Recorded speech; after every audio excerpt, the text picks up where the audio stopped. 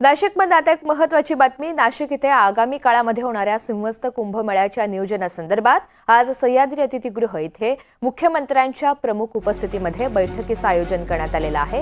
या कुंभमेळ्याचं आयोजन सार्वजनिक बांधकाम विभागाचे मंत्री शिवेंद्रसिंहराजे भोसले यांच्याकडे द्यावं की मंत्री गिरीश महाजन यांच्याकडे या कुंभमेळ्याचं नियोजन द्यावं याचा निर्णय होण्याची शक्यता आहे।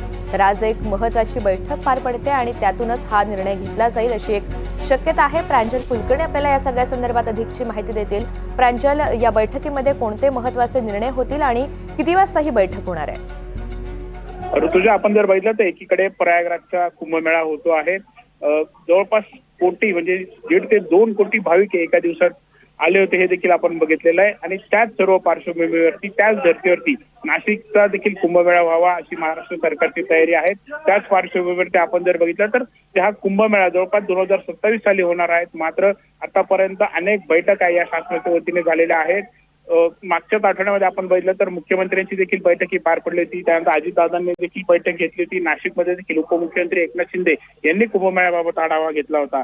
आणि आज आपण जर बघितलं तर सिंहस्थ कुंभमेळ्याच्या नियोजनासंदर्भात सह्याद्री अतिथीगृह येथे मुख्यमंत्र्यांच्या प्रमुख उपस्थितीमध्ये पुन्हा एकदा बैठकी होणार आहे। ही बैठक खऱ्या अर्थानं महत्त्वाची आहे, कारण या कुंभमेळ्याचं आयोजन हे सार्वजनिक बांधकाम विभागाचे मंत्री शिवेंद्रसिंहराजे भोसले यांच्याकडे द्यावं की मंत्री गिरीश महाजन यांच्याकडे या कुंभमेळ्याचं आयोजन द्यावं याचा निर्णय होण्याची शक्यता आहे। त्यामुळे एकंदरीतच आता हा नाशिकचा कुंभमेळा जो आहे तो मोठा धरणा करायचा आहे, प्रयागराजच्या धर्तीवरच तो करायचा आहे। आणि त्याच सर्व पार्श्वभूमीवरती आजची बैठक ही महत्त्वाची आहे। आता नक्की ही जबाबदारी कोणाकडे दिली जाते हे पाहणं महत्त्वाचं आहे। निश्चित, धन्यवाद सविस्तर माहितीसाठी।